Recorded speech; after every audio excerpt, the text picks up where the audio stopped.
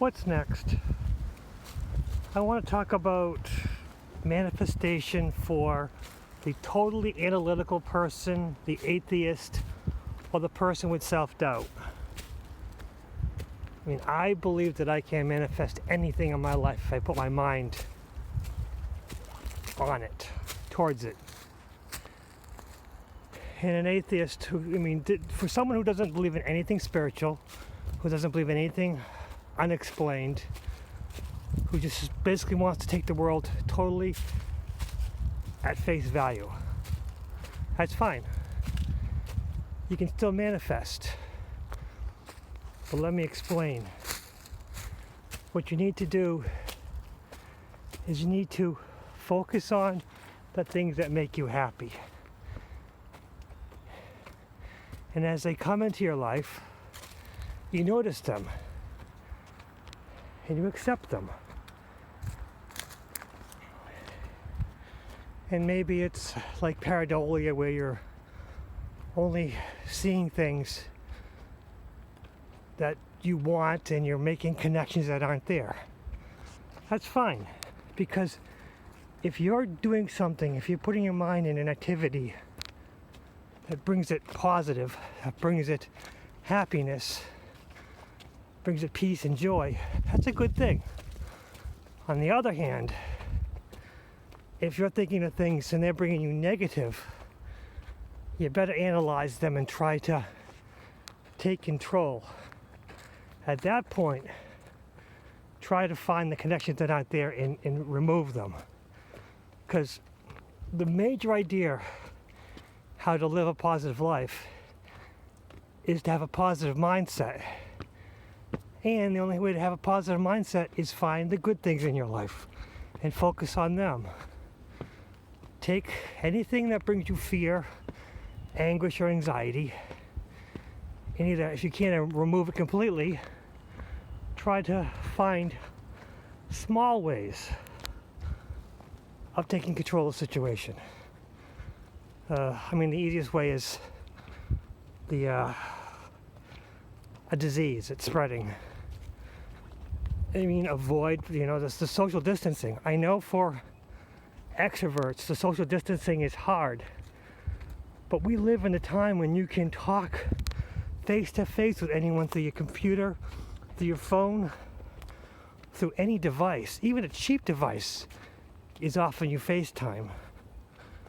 And free Wi-Fi is available everywhere. Although if you want to do social distancing, you want to avoid some of those places, but you can still park close enough, because a lot of those places, I think even Walmart, their Wi-Fi goes pretty far outside the store, which is scary at some points and beneficial on others. But you got to find the things that make you happy, the things that make you joy. And you got to focus on them, and as they come into your life, you have to appreciate them, notice them, and cherish them. Even the most cut and dry, scientific, analytical person can find things in their lives that bring them joy. They can focus on things that, they want, and as they come into their life, they can appreciate them. And also with the negative things that come into your life, you can find ways of dealing with them, taking control of the situation. If you're afraid of getting sick, well, wear the mask. A cloth mask is actually really good, even though they tell you, different masks are for different reasons. But if you're wearing a mask and practicing social distancing and avoiding people who present as sick, you've really increased your odds of being healthy. And if you feel a little bit of the allergies coming on, just, ask someone else to shop for you. Try to avoid everyone, as, protect yourself and protect others. Take control of every situation, every negative situation, find a way of taking control of it. Every positive situation, just accept it and move on. There's nothing wrong with believing in something on false pretenses as long as it brings you joy. Not saying do stupid things that will put you in jeopardy. Not saying be reckless. I'm just saying, cherish the good things in life. Find the good things in life and try to push away the bad. Because I am in two mindsets. I have an analytical side and I have a spiritual side. And both of them work in tandem together. That I accepted both as they are, accept the both parts of my personality, and not try to hide anything, not try to crush the ego and try to take myself away from being selfish. Because when you find yourself being selfish, if you analyze it completely, we are our worst judges. When we think we're being selfish, others will never even notice it. So we have to, again, it gives us a negative thought, negative feeling.